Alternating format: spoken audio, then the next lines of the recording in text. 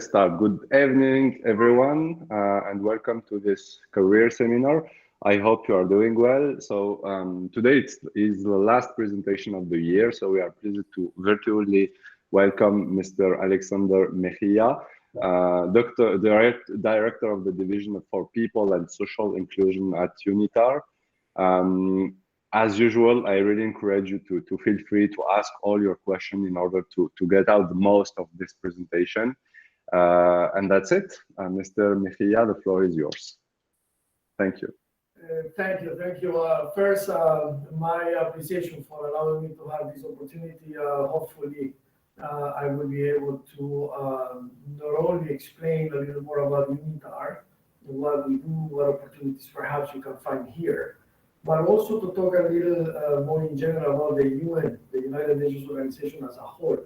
I've been working with the UN now for 17 years, and I always want to send a message to the university students that is rather important for me, and let me open with that.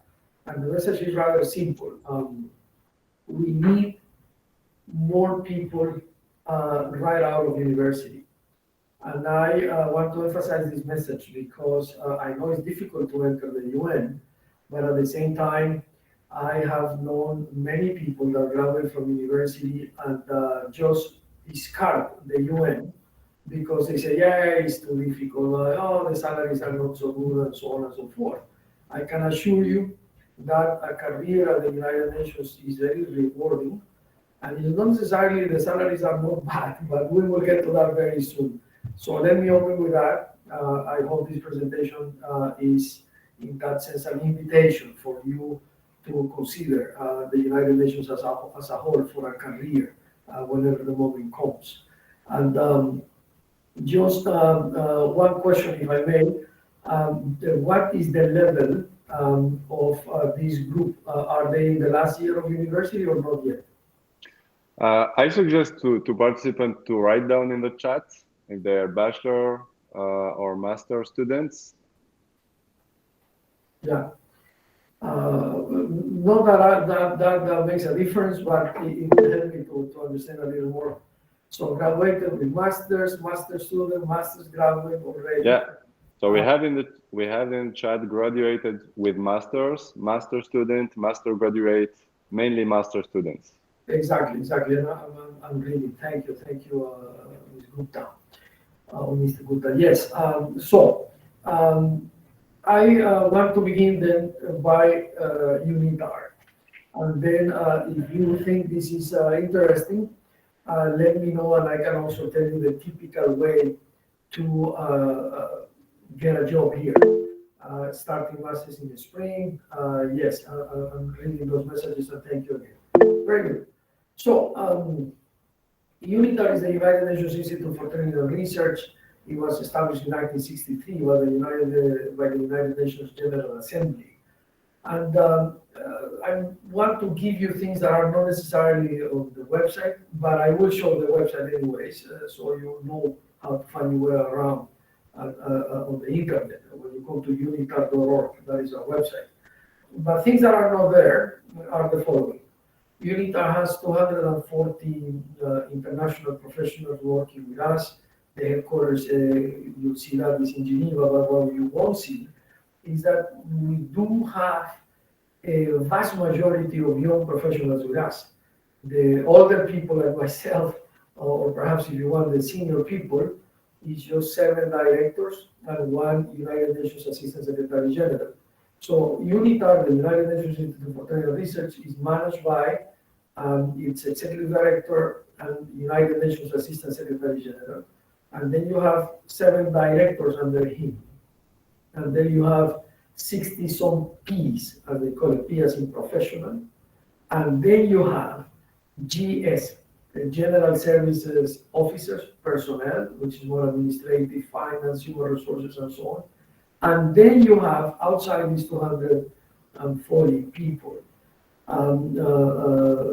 professionals that work with us on a temporary basis. We call them either ICs, which is individual contractors, or Cs, which is consultants.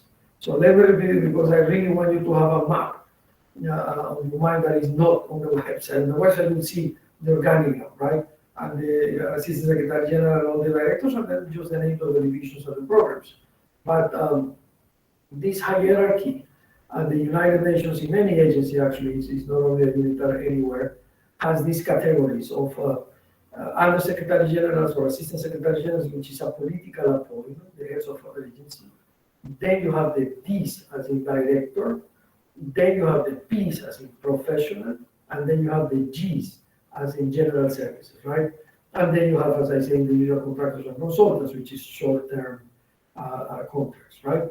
240 people, then a similar amount of external individual contractors and consultants.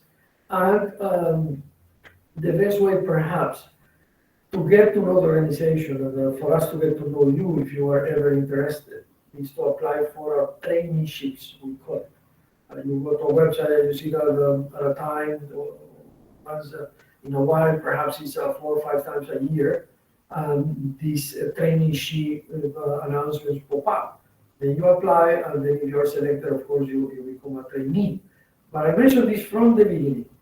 I will get into the UNITAR and what we do and the stakeholders and so on, but I want you to know from the beginning that one of the best ways, I believe, to actually get a career at the UN is to start as, in some other organizations, is internships. Here is traineeships. Why traineeships are not internships? Because we look for mostly master students, someone that has graduated. Other organizations offer internships for younger people and so on. For us, we go straight to the point. We want people that either are in their masters or just graduated from the masters. And also there is a window. We can hire someone as a trainee within 1 year of graduation. More than a year is against our policy. We recommend that you go to other UN agency and so on. But just so you know, right?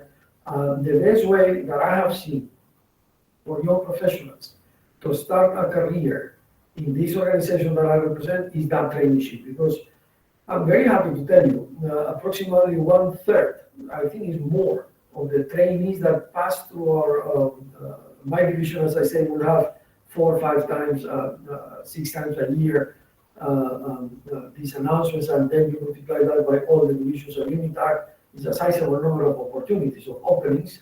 We do hire. Out of those 6, at least 2 people stay with us. And we see who really performs well, and we offer the person an actual contract to stay with us. At the beginning, is as an individual contractor or a consultant, and normally after a year, sometimes 2 years and so, the person can actually apply for a more permanent position like the ones that I described at the beginning. So let me stop there.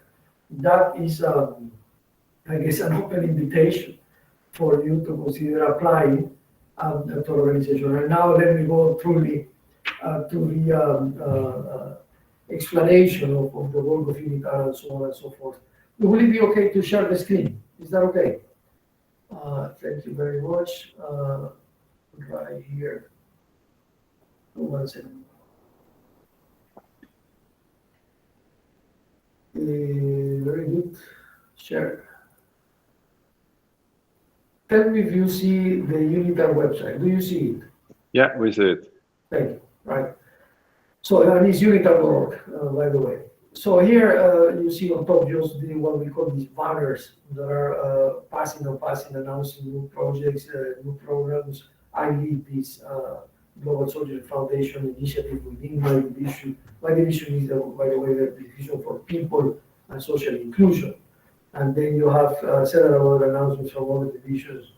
UNOSAT is the United Nations Operational Satellite Center, which also belongs to UNITAR. If someone has interest on issues of satellite imagery or use of intense technology for GIS, Geographic Information System, UNITAR is a good option. Then we have, of course, the typical training that we give in this case for UN peacekeepers, the blue helmets, and in this case, normally we do it, it is about gender, we do it with the officers that lead our troops. Then we do a lot of stuff One is related to the environment, is related to e-waste in Georgia and other states, and so on and so forth.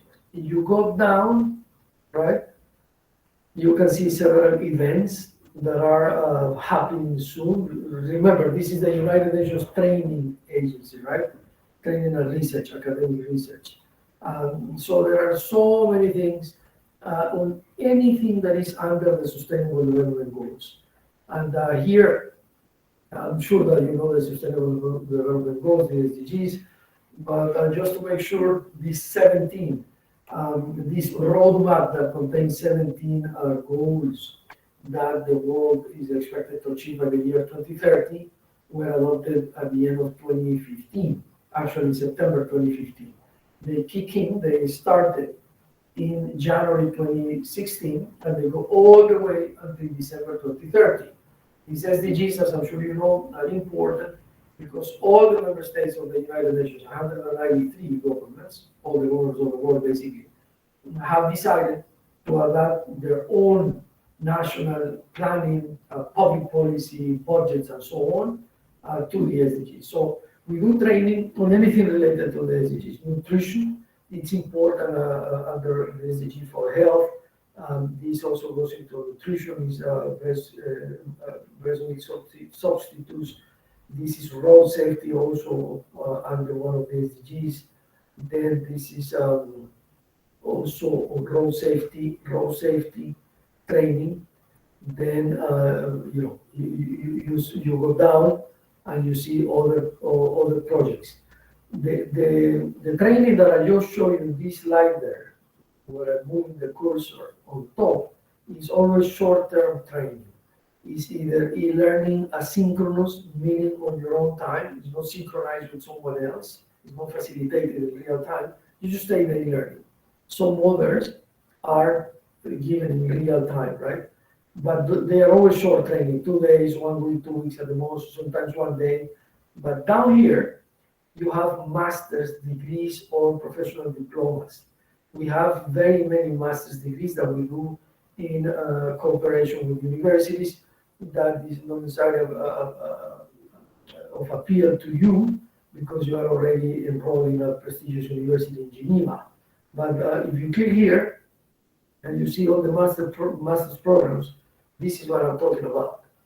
You have very many masters that we do in cooperation with universities. We don't give the degree, it's the university that gives the degree, but we co-manage it or at least teach a couple of classes as part of the masters. Going back to where we were, this is where I wanted really to stop, right? UNITAR supports governments to implement the 2030 Agenda for Sustainable Development, to solve complex global challenges, to transform mindsets by offering learning, analytical, and capacity-centered solutions, training solutions for a more sustainable world. That's the ethos of what we do. And then here you see the divisions. The divisions, of course, are aligned with the groupings under the Sustainable Development Goals. You have to the left peace, and the center people, which is the division that I lead, to the right planet, then prosperity or economic development. And then we have what we call specialized or transversal divisions. Let me scroll down a little. You have a division for multilateral diplomacy because UNITAR was created in 1963 for that purpose at the beginning, which is to give training to diplomats from developing nations that don't have the same level of expertise, resources, access, and so on as diplomats from developed nations. So remember the global north and the global south dichotomy. We have been, at UNITAR, I'm very proud to say, the place where the diplomats from poorer nations come to get training. And we continue to do so after 50-some years. So that's multilateral diplomacy. Any diplomat accredited to the UN can take those courses. And here you have one division that focus on SDG implementation, another one which is a satellite center that I mentioned briefly, and one very specific on issues of health, on non-communicable diseases. So these are all the divisions of UNITAR, and if you click in one like mine, People's Division, you basically get there and you will see the whole thing. I just mentioned this thing, right? just to the slider. We work with migrants and refugees. We work on support governments on vaccination and immunization. We have a global anti-corruption training platform. We have, as I say, road safety training and so on. And here there are many things in our portfolio, everything around training. You can read there. Several things that we do for different target audiences. And the most important part of my division is this. UNITAR has 22 training centers around the world. You see the map there. I have the privilege of leading them. I entered UNITAR as the director of VCFA here in America. And then I was sent to Japan, where we have an office in the city of Hiroshima. And then I was relocated here, where I am so far. But these centers do training at the local level. You remember this frequent classification of the levels of government between national or federal government, subnational, state or provincial government, and local government, which is normally municipalities. These centers are all focused on the subnational and the local, right? Because everything else at UNITAR is for the national or the federal level. So anyway, I just want to mention this is part of our division. And if I go back, I really want to finish soon so I can actually hear from you. Let me go back again to the main page. I was describing the division for people. Now here you get to see other things on resources. The MSOP process that you read here is the National Surgery Obstetrics Anesthesia Planning process that we have poorer countries get through. So it's basically to provide training for people in the ministries of health on how to do planning to improve the standards of surgery, of obstetrics and anesthesia in countries where this has never really been analyzed. And then you have to the right this on anti-corruption, and then this on migration and refugees and so on. And at the bottom you see other things that the website offers. But I wanted to conclude by going to our mission vision and then to the history, and then of course I'll be more than happy to take questions. The vision is always euphemistic and an aspiration, but the mission is very specific, right?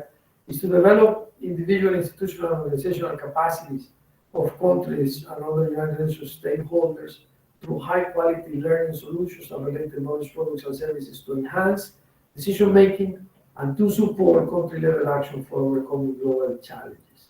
So basically, we have to provide training to build capacity in member states of the United Nations. The history, as I said, we were created in actually in 62, but in 63 we started working. If you can see this picture, which is rather small, this little building here, you see, is called the UNITAR building. We started in 1963 here. This is the headquarters of the UN in New York. But anyway, just to go back to our history, the important thing here is to tell you that we are governed by a statute, if I say it correctly in English, by our constitution, by our charter, that basically says what we can and we cannot do and what is our ultimate ulterior purpose or mission. So I invite you to go to the website, and if you want to learn a little more about employment opportunities, you go here, and normally you see the vacancy announcements here for individual contractors and consultants, and some rosters also that you can send your resume and request your CV to be put in a roster. Let me, if I may, stop sharing. And here I think, can you see me again?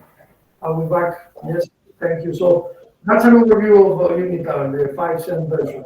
But again, it's just an invitation for you to consider career at the United Nations and if you're interested in education training at UNITAR. Let me stop there, and then I would like to add also something about the UN in general, about careers at the UN. But if there is any comment or question, I would be happy to hear. So far, so good?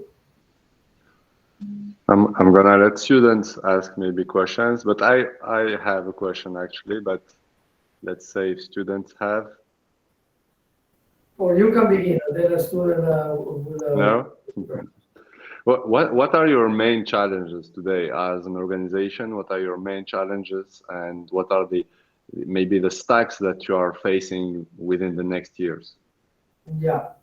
Immediate challenge, COVID. I'll explain why. And it's pretty obvious. Secondary challenge, funding. I'll explain why. And perhaps a third challenge that we face is the changing nature of the way that people learn, right? Because that has been evolving rapidly in the last decade as well. So the first one, when it comes to COVID, is rather complicated. That we are still in a pandemic.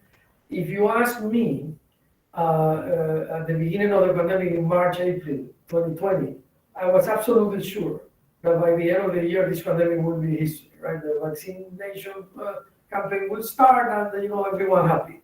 Vaccination came and went. We are talking about the boosters and no vaccines and so on, and the pandemic is not going anywhere. So I think simply we have to learn to live with it, but it is a challenge because everything has gotten even more complicated. The vast majority of the people that we train are government officials, and several governments are working from home. Here, working from home, I guess, is a blessing because somehow we have the resources, we have good internet connection, and we avoid going out. In a sub-Saharan country in Africa or in the middle of a country in Latin America, you don't take those things for granted. So working from home is complicated. And on top of it, if people want to get training from home, just connectivity is not adequate while they are under this COVID lockdown. Number one. Number two, money. UNITAR has a budget of $64 million, and that budget comes mostly from governments.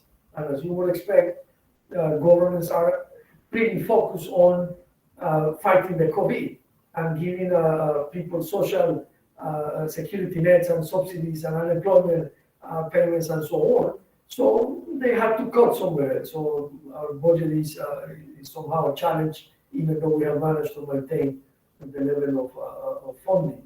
And number three, as I say, it's the nature of learning. We are all today learning differently. You are, dear students and colleagues. My wife and I have 3 daughters. One of them is studying medicine in London at King's College. How can you become a doctor only through Zoom or WebEx? You have to become a doctor. She's already in 5th year. It's only 1 more year to go. Going and touching the patients. So sorry. Her patience is actually running out because 5th and 6th year was supposed to be fully practical. And she has done just a couple of weeks here, a couple of weeks there, and then back to Zoom and back to WebEx and so on. So there you have an example, but going back to the typical user of UNITAR services, where people come to our courses, they don't want anymore to be sitting for sessions that are 1 hour and 15 minutes. This is why we are going into micro-learning, which I didn't mention before, but I can explain if someone has interest.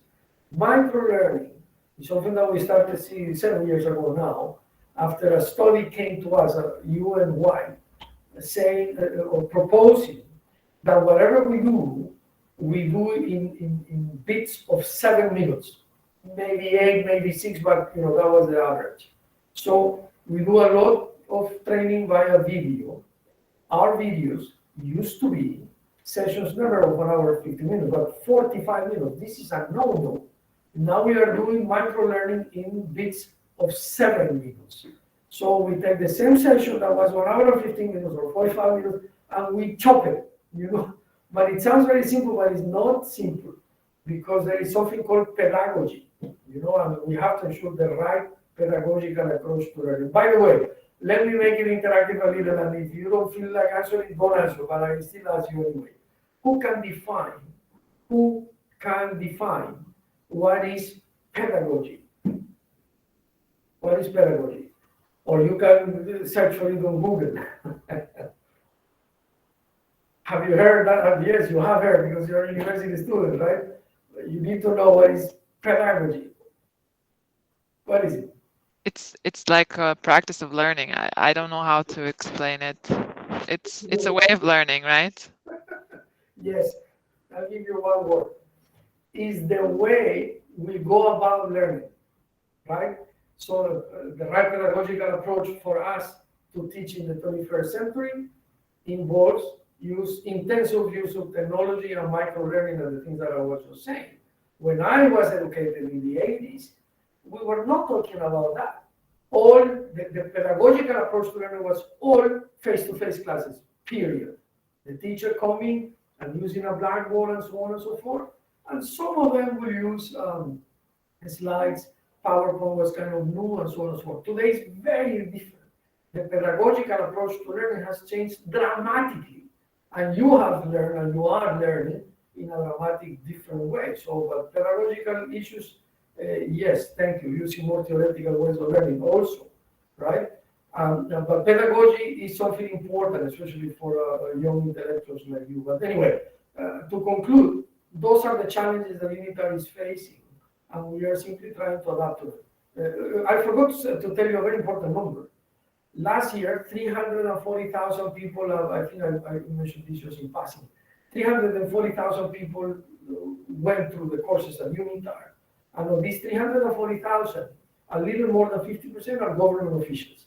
But that's good news, because 40-some%, I don't remember, but this is 48% or something like that, are people that are not government officials or diplomats. People like you, just any professional or any person, an NGO or part of civil society or from media or from academia and so on. We are very happy of those numbers, but we are aiming to get to 500,000 people trained by this small group of 240 people that comprise UNITAR. Anyway, any other question or comment? Yes, someone raised their hand. Please go ahead. Two people, Carla and Robina, have raised hands, right? Robina, you can go ahead if you'd like. No, wait, you raised your hand first. Please go. Okay, sure. Thank you, Robina. Yeah, so Alex, I actually had a question more on, I have a couple of friends who work there at UNITAR that you may know in the Geneva office, but I'm more familiar with their type of work, but I'm curious on the research side of things, where you get your mandate. I mean, is the research coming from, are there requests, or are you working with particular organizations? I saw there was some research, for example, on road safety. So I'm wondering, do you cooperate with other UN agencies like the Economic Commission for Europe? They have a whole division focused on road safety. So is there some kind of cooperation there, or is it really separate, the research that UNITAR is doing? Yeah. Excellent question. I should have mentioned it before, but at the center of what UNITAR is, in reality, the things that you can read on the website, as I say, is cooperation. And you gave an excellent example, Kyla, the road safety example that you mentioned. With on road safety, we work with national governments that are in charge of road safety, with private donors that give us money to actually pay salaries, hire people, and then deliver the training, and with UN organizations like ECE, indeed, the Economic Commission for Europe here at the Palais, the Nation here in Geneva, great colleagues who has a lot of expertise, and we use the resources as well. But it's an amalgamation of organizations that actually you don't see behind. You normally see just the UNITAR logo, but we try to give them also the credit that they deserve.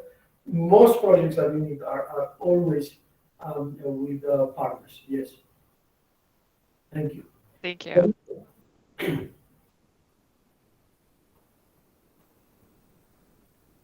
Robina, you are muted. Yes, actually, thank you, Dr. Mejia. I had the pleasure of actually meeting you in 2019 during the World Conference with the presence of Prince Hassan from my country, Jordan. And it's a pleasure to hear you present again today. So it's always good to see a familiar face. My question to you is not only as a high-level representative of UNITAR, but also as the Chief of Staff of editor-in-chief for the UN magazine. Actually, you were quite right. In April 2021, I've read your publication when you anticipated that COVID will evolve our learning progress and fill in the digitalization gap that exists today more than the previous years. And I think my question is very directed towards how, as the UN new face, the digital face, and the publications that you are currently publishing, how do they reach your audiences in other parts of the world where access of education is not as prominent, and how you can fill in this gap between, like you said, in theory and practice, and working more actively with governments, but also society on the ground. And a huge part of this is what you publish, not only as UN entities, but also as individuals. And I would like to hear your personal view on how you can see this going in the future. Thank you. Yes, thank you. This is a beautiful question because it allows me to go a little deeper in things that we were discussing before, the challenges, right? Let me talk about the digital divide, right? This gap that you are implying, Robina. There are two worlds. There are very many words depending on how you want to classify them. But let's just for the sake of this conversation say that there are two worlds. The so-called global north and the so-called global south. I come from South America, from Ecuador, and I'm a former deputy minister and a former diplomat, blah, blah. And then I wanted to join the UN because in my country, what I had seen is that the UN did a marvelous job in helping the poor, the poorest of the poor. Yes. Thank you. And you can imagine my country is a member of OPEC. My country exports oil. My country is a middle income country. My country is not a poor country still, because of several issues that are too lengthy to enumerate here, because of a poor distribution of wealth, our Gini coefficient is not the best, and because of corruption, and there are people that are very poor. Who is helping them? The UN is helping them. So after I left my government, I wanted to join the UN, and I did. And this digital divide, so if you have North and South, if you focus on the digital divide, this digital divide, of course, is exacerbated in the South, in countries like mine, or what we call LDCs, or LLDCs, or SIDS, SIDS. I'm sure you know that. Least developed countries, landlocked developed countries, landlocked least developed countries, excuse me, and small island development states, right? If you take a list that we actually use at UNITAR, it has 92 member states. There is a list of that we call countries in distress, LDCs, LLDCs, and SIDS, right? These 92 countries invariably have a digital divide. So how to reach them is what Romina was saying. You have to be creative. I'll give you just two examples. When a colleague of mine, it wasn't my division, it was another division, actually proposed that in the director's meeting, I almost laughed. But today, my respect to this colleague of mine. He said, this is before the COVID, like 3 years ago or so, in the Sahel region in Africa, we have been thinking of using radio to do training through radio, just trying to teach this and that. And then I say, this is kind of nonsense, because to do training, you need to be able to actually get some feedback and so on. But after 3 years, 2 of which almost under the COVID, I can tell you that this is a beautiful project of people that will have never, because they have no access to internet whatsoever. So the digital divide in the Sahel region is a reality. But now they have learned stuff, several topics because of radio. One example. Second example of what Robina was implying, how do we do it? How do we ensure that we get, if I may say, to the poorest of the poor? I think that there is this concept of scholarships that UNITAR uses rather well, in which, let me talk about prices. We need to know this stuff. The UN is supposed to give these things, all this training. And we offer 640, is it? Even more, different seminars, lectures, toolboxes, workshops, you name it, 600 and so on. Of those, the vast majority are free, but some of them people have to pay because they are longer in nature and so on and so forth. We do offer scholarships that allow us to get to people that will never be able to afford taking these courses, even if they are virtual. Some people pay smaller amounts, I don't know, 400, 600, 800. But especially if they are face-to-face. So before the COVID, we would bring them to Geneva or to New York or to any of these 32 centers that I just showed you at the beginning in the map, just to bridge that gap of people that will never be able to get training unless there is a scholarship scheme. We go and ask for each country to put money in those scholarships, and then we use those scholarships for these guys to be able to train. So those are two examples. Sorry for making this answer too long, but we strive really to get to where Robina was saying, to the ones that need it the most. Any other question? Thank you very much, sir. To you, Robina. Any other question or comment? If not, I'm going to tell you about the young general. Yes, you go ahead. There is a question in the chat, actually. I don't know if you see it. No, can you read it, please? Yeah, I would like to inquire in relation to UN volunteers. Do they also require master degree holders or bachelors? And is it also a good platform to join the UN through UNV and then advance into more permanent role in the UN? Asking since you work with the UN, even though the focus is the UNITAR. Thank you. Yeah, UN Volunteers is an outstanding organization. They are based out of Vienna. We have some colleagues there and so on. I believe that in some cases you don't need a master's degree. In other cases you do. It's as simple as going to the website. But the important thing that I can tell you here is the following. That part, now I open the question, right? It says, the question is, will it be a good platform to join the UN through review to UNV and then advance into more permanent role in the UN? Yes. I know I'm being recorded, so I will choose my words wisely, but this is what I need to tell you. To enter the UN is not so easy. It's very transparent, it's based on merit and so on, but it's difficult because we have thousands of people applying every year to every single organization, and then just a handful of jobs, right?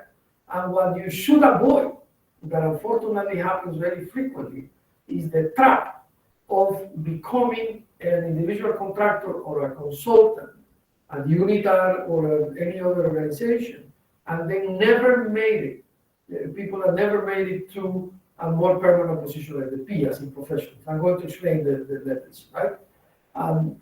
Why do I say that you should avoid this trap? Because I know very many professionals that after 5 years, 7 years, 10 years, they are still contractors at the UN and not a professional proper with a permanent, now there are no permanent jobs, but with a more stable job. So UNV, it's a good way indeed to go and work at a UN organization so you get to know the organization, but also the organization knows you. So when there is an opening, they offer you a job. But if that job is only as a UN contractor or consultant, it better be temporary. Maybe a couple of years, 3 at the most. I actually tell that to anyone in my team. When I hire them as ICs, individual contractors, as a consultants, welcome, thank you, you will help us a lot. We already know you as a trainee, or we just hire you because you have high recommendations. But remember, this job is temporary. You shouldn't be doing this job more than a couple of years. And if you find yourself in the 3rd, 4th year, it's time to move on because everyone should have what we call job security. So that's my long answer. UNV very good. It will help you enter a UN organization, but then once you actually want to stay there, avoid that trap. Now, I say that I wanted to, we have like 10 more minutes and I want to make the most of it. I would like all of you, if I may, to learn the structure, the hierarchical levels at the UN, if I can call them like that. Maybe some of you know. I mentioned, imagine, it's terrible, right? Because it's a structure that was created in the late 1940s. This is 2021, almost 2022, but continues to be the same. And I don't think it's the best, but I never badmouth my own organization. I believe in self-criticism, but not in bad mouthing. I'm not saying that it's bad. It's just a reality that we are very hierarchical. It's a pyramid, but it's something that perhaps needs to change soon. What happened is the following. You have the Secretary General of the United Nations, our big boss, Antonio Guterres. Under him, you have the Secretary General. We have many USGs and ASGs. Under Secretary Generals and Assistant Secretary General. Normally, the heads of agencies of the UN are USGs or ASGs, right? The UN needs to be understood as a central core unit called the Secretariat, right? Out of New York, where presence in all the regional commissions and in very many countries, but is the Secretariat, things, entities, departments, units that depend directly from the Secretary General. And besides the Secretariat, the core of the UN, you have all the UN agencies, funds, programs, and so on, right? The common factor between the Secretariat and the autonomous, decentralized entities like UNITAR, like UN Volunteers, like UNICEF, like ILO, like WHO, and so on and so forth, the common factor is that we are all members of the United Nations system and that we all have to go through the same human resources and financial and administrative rules.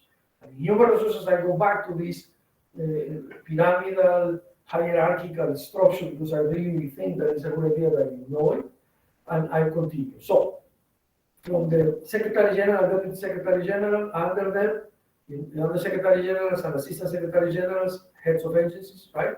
Or very senior people at the Secretariat. And then, under them, you have the Ds, the Ps, and the Gs. If some of you are familiar with military hierarchy, I'm a graduate of my Naval Academy, some of you perhaps also know how this works. In the military, for instance, in the Army, you go from lieutenant to captain to major to lieutenant colonel to colonel and only a few to general, right? Here you have, let me describe just the P. You graduate from university, you apply to the UN, you get a job that you like, and that give you, as I said before, stability. You are a P1, P as in professional one. Then every year there is a performance evaluation, and I don't know, 4 or 5 years down the road, 5, 6 years down the road, you go to P2, professional 2. Then same cycle, 5, 6 years, P3, then again 5, 6 years, sometimes 7, 8, it depends, P4, and then P5. The P5 is where the things get more complicated because now you have to be a manager. You have to manage a team. You cannot be a P5 if you don't have a team. You are normally a program manager, right? You are in charge of a subunit within a UN agency or within the Secretariat. You are fully, 100% responsible for whatever it is that unit should do. And once you are a P5, after a few years, this takes longer. Some of those P5, I used to be a P5, become a D1, D as in director. And then when you are a D1, it's even more complicated to become a D2. And why is it complicated? Because the level of, I'm the director of a division, D, right, director of a division. But then, if I wanted to go higher, it doesn't take 5, 6 years. It takes a lot longer. Every case is different. But normally you should be able not only to manage a division and the budget and the personnel and all this money that you have, but to manage a strategically relevant, a politically relevant part of the United Nations if you become a D2. Why is D2 the top of the civil service is because that is the last rank, the higher rank, the highest rank of the international civil service career. So I go back to the pyramid, you remember, the Secretary General, Deputy Secretary General, and the USGs and ASGs are all political. They are not career civil servants. So after you take this top of the pyramid to the side, then you have D2, D1, P5, P4, P3, P2, P1, right? So I want you to have that picture in your mind if you ever consider a career at the UN. I really hope that you can go through the ranks until you become a P5. Many people retire as a P5, gladly so, because it's a very, very important level, and it allows you to be able to lead a team as a manager or coordinator or responsible for a particular program, right? And if you ever made it to D, which has only two levels, D1 and D2, that is the top of the international civil service, and you should be happy. I'm very happy if I retire as this and if I never become a USG or an ASG, because that is political. For me, my north, God willing, I hope, I'm a D1, is that if I do a good job and I continue to do it, I hope I become a D2 and that's it. I have no more place to go up. And I'm happy with it. I will retire or I will die with that and happily so. But to conclude, if you consider a career at the UN, you need to know that the organization is very hierarchical, not good, not bad. As I say, I think that should change. It's the 21st century, but that's the reality. Very hierarchical, and that you are in for a long run if you ever want to get to those levels. Similar to government. I used to work for my government, as I say, it's very similar. You really have to put a lot of time to get higher up. The opposing part, this is my last comment. If you really want to advance fast and make more money, you go to the private sector. Become a banker or whatever it is. By the way, the first career that I had for 7 years was as a banker. Then I joined the Diplomatic Academy of the Republic of Ecuador. I was a diplomat, then I was a deputy minister, as I said, blah, blah. And then my third career has been the UN, which has been a great honor for me. I report to Amanda, to a person that I greatly admire, Mr. Nikhil Seth, Assistant Secretary General of the United Nations, Nikhil Seth, one of the fathers of the SDGs. He co-led the process to create the Sustainable Development Goals. Anyway, so let me stop there. And if you have any question or comment, I'll be very happy to follow up.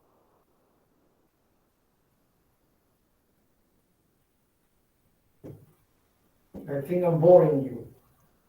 I have it's not so much a question, more a comment, because it's something I didn't realize until I was in the UN system myself, because you mentioned P and you mentioned D staff and consultancies, but I think also something to be aware of is like this kind of challenge, if not, I don't want to say impossibility, but from G staff to P staff, which I think a lot of people are not aware of, who are outside of the system, or even once they get into the system, that once you take a position as a G staff, you can have a very hard time to move into another role within the organization. These, you say, yes, time is limited. I didn't mention it, I should have. It's like two universes, right? If you are in the G world, the general service staff, it's not bad. And by the way, if you go through the ranks as a G, the salary difference is not that big, but you are stuck there. It's not impossible, but it's very difficult to jump from a G position to a P position. And I guess it's a matter of definitions and understanding that this is administration, finance, human resources, logistics, and so on. And this is program officers, professionals that actually make decisions that move forward and represent the organization. This is the back office, the Gs, and this is the front office, the Ps. And it's kind of unfair because I do know outstanding professionals that are Gs that never manage to jump, as Carla said. So be aware if you are ever considering accepting a G position, maybe think twice. Yeah. All right. Any other question? Apologies, I have one more question, if that's all right. Sorry. So I had a question regarding. I know you have quite strong experience in international law, having served, as you said, in your government as well as at the UN. I think that what you mentioned about the UN system having human resources and administrative similar functions as the common denominator. Where does budgeting come in? I just had an inquiry because I do a lot of research on how the UN decides to do its budgeting. And in my personal view, I believe that more should go to training and education in general. But in reality, as you said, certain positions that do choose where budgeting is going are very political or politicized. And I don't want to go too much into the details, but if you can maybe comment on how we can change, how we can evolve into a more education-based funding program rather than sticking to the traditional sense of security and so on. Yes. And I have an article published on that, so I would love to send it to you if you have the time also. But I'd like to hear from you. Thank you. Yes, indeed. So how if I understood correctly, how the organization, the United Nations organization, actually uses or allocates resources. So perhaps we can go more in capacity building into things that are less urgent. I would like to begin answering with that, right? There is always this dichotomy between urgent and important. I'm sure you have debated this many times. And it's terrible to think that always urgent kills important, right? Sometimes we should be able to have both. I'll give you an example. It's not necessarily bad, but it's a reality. Issues of refugees. These issues are absolutely important, imperative matters of life and death, right? And we're talking about war and peace, the reality of millions of refugees today trying to cross a border or to cross an ocean and so on, right? So we have to do what we need to do. But I have found several government officials that tell me, hey, Alex, I registered in this very important master's degree, not a regular seminar and so on, and I will have to drop out. Why? Because it's urgent that I work in this thing because I deal with refugees. And unfortunately, I don't have the time to focus on the important thing, which is to learn public policy for refugees, for instance, right? So the UN should find a way to ensure that the important and urgent are balanced. And then I go to the use of financial resources, if I can answer that way. The UN has a general budget in which all the countries of the world, the member states, actually provide they do provide voluntary contributions and sometimes assess mandatory contributions to the organization. There is a formula in which every country contributes depending on GDP, on several other factors, and they do pay the UN. And with that amount of money, remember the core unit, the secretariat pays salaries and creates projects and assigns resources and so on. And then the rest of the system, the agencies, the UN funds and programs and so on, we do go and fundraise, as I said before. So when we bring money, I want you to get familiar with the phrase that I'm going to use that now. An agency like UNITAR is 100% project-based. Project-based means that all the money that comes into our organization, $60 million, as I say, has to be linked to a project. So we go to a government, let's say now with Saudi Arabia, we're working on cybersecurity. Saudi Arabia give us $2 million for this project proposal that we have presented. We take this $2 million for the next 2 years and we come and we begin implementing the project. So 100% of the money goes according to a budget approved by the donor that says you can hire only 4 people for this project. And then the rest of the money used to building this global training platform. You pay for a conference once a year. You give these scholarships for people to go and get trained, and so on and so forth, a publication here and there and so on, right? So, because UNITAR and many agencies including the big ones. UNITAR is also a medium-sized agency, or perhaps a smaller, depending on how you look. But because the agencies are more and more project-based, project-funded, it means that we are very constrained when it comes to assign funding to things that would be rather important and less urgent, as I said at the beginning. So the realities of the funding of the year, just to answer Romina, her question has to do with the realities of the funding that the United Nations has. That is very, very earmarked, right? Basically, the government say, you go and do this thing, here's the money, don't deviate. That's the reality, and unfortunately, that's good or bad, but that's how we work. And I think, unfortunately, we have run out of time because it's 6:01 or 6:02. But I wanted to go back and perhaps give the floor to you, Elias, to Mr. Hedjas, if there is anything else that perhaps you suggest, please. For me, it's fine. Thank you very much. I don't know if there is any additional question. May I ask a question? Thank you very much for your input.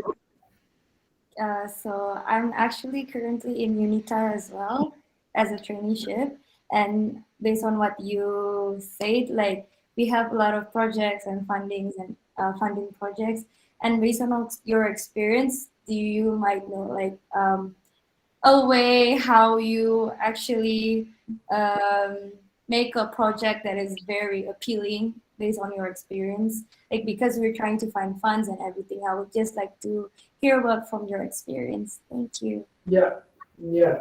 Literally $1 million question, right? Because hopefully sometimes you get $1 million in a project here and there. It all starts like this. And just so you understand and relate to me personally, I'll tell you that it was a shock to me. I have been a deputy minister of economy and finance of the Republic of Ecuador, so I was sitting in a desk deciding this money was there, this money was here. Then I joined the UN, and then one of the first things that they told me, even in the interviews, is you now have to go and you ask for government. So I went to the other side of the table. I was not deciding on how to give. I was knocking on the door and saying, please give me. I'm competing because the UN agencies also compete and so on. So the way it works is 3 steps. Normally it can be more perhaps. Number one, you do some needs. You have an idea or a particular thing that you believe could be worthwhile exploring. And the first step is that you do a needs assessment, or a very basic needs assessment. So you actually go, it can be focus groups or interviews or calls or whatever, or dev research, and you say, there is a need for training there in this particular topic, in this particular country, and so on and so forth. Number 2, you do a project proposal. You actually write, there are templates, all these things that describe the project, the objective, the target audience, the funding, the timeline, the roles and responsibilities, the logical framework. By the way, have you heard about the logical framework? I think a bit, but probably you could hear it. Thank you. If you want to learn a little about project management or project development and so on, you need to know about the logical framework. Just Google that. It's not that difficult. It's basically saying for the project to succeed, all these assumptions are there, and it's logical assumptions that have to be there, and there's a log frame. If they are not there, I'll give you the basic example that I teach actually at a university. I do risk assessment, and I also teach on project management. One of the basic assumptions is that there has to be peace, right? If a country is in turmoil and in the middle of a war, Syria is a real example. I used to lead projects in Iraq and Afghanistan in the middle of a war. So the logical framework will say, for this to happen, this province and these trainings to go forward, there has to be a minimum of security. If they are killing you, it doesn't happen, right? Anyway, the logical framework in the project proposal, and then you also need to include this project proposal and a risk assessment for the project. So first, needs assessment. Second, project proposal. Third, which is the most important step, the last one, that you actually go and you present it to the donor, and there is a negotiation. and you say, I need 1.3 million for this thing over the next 14 months, and so on, and the donor say, oh, I have only 600,000, can you cut it, blah, blah, blah, blah. And once that happens, the fourth step you might make is the signing of a partnership agreement or of a project agreement. And once that document is signed, they give you the money and you run with it. You go and implement it. At the end, perhaps step number 5, I'm giving you additional steps, but oversimplified process. There is an evaluation at the end. Now, sometimes, depending on the size of the project, an external evaluation that goes back to the donor. If the donor thinks that you did a lousy job, no more money for you.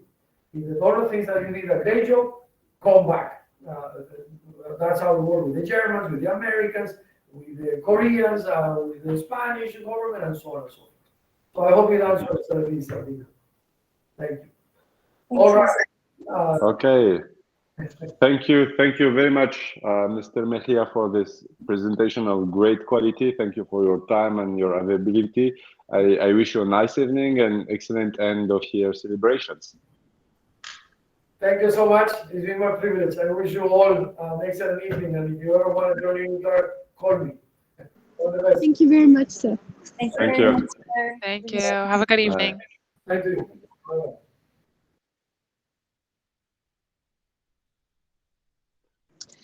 Elias, I have one question for you, please. Yeah, just let me stop the recording. Just let me stop the recording. Sure. Did. Yeah. Hi, I just wanted to ask whether it would be possible